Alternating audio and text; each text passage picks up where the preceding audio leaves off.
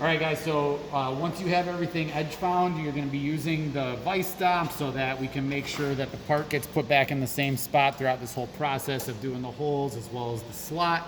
Okay, we did our edge finding and we're sitting at 0, 0 right now at the corner of the part. So now we're going to use our print and we're going to make sure we go to the correct locations.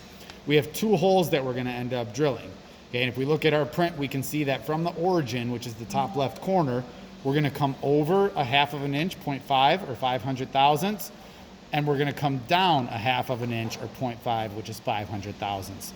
So I need to make sure I come over the part to about this location, but make sure my digital readout matches the numbers on the blueprint.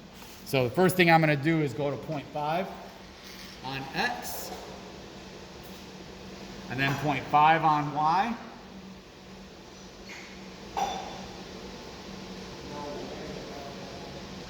Okay? And it should be right around here. If you find that you're somewhere over here or over here, you went 0.5 the wrong direction from 0. So double check it and make sure that it looks like it's in the right spot. All right, now I'm gonna get ready to drill the hole. And so basically I have my spot drill installed in here. It's a nice sturdy drill that's just used to create a small little divot. So I'm only gonna go about the depth of the actual point of the spot drill to make it so that there's a spot for the regular drill to go in. Because if we try to just go use a straight regular twist drill, it's gonna tend to skid off and it's not gonna stay at the location. So use our spot drill first. So I'm gonna go ahead and turn it on. Around 1500 RPM is good for this tool in aluminum.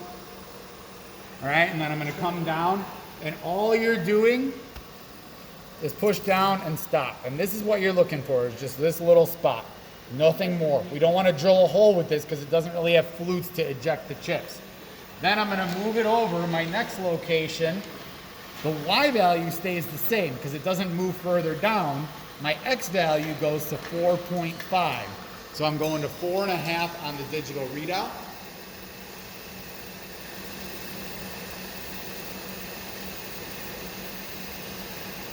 And I'm doing the exact same thing. And that's all we need to do.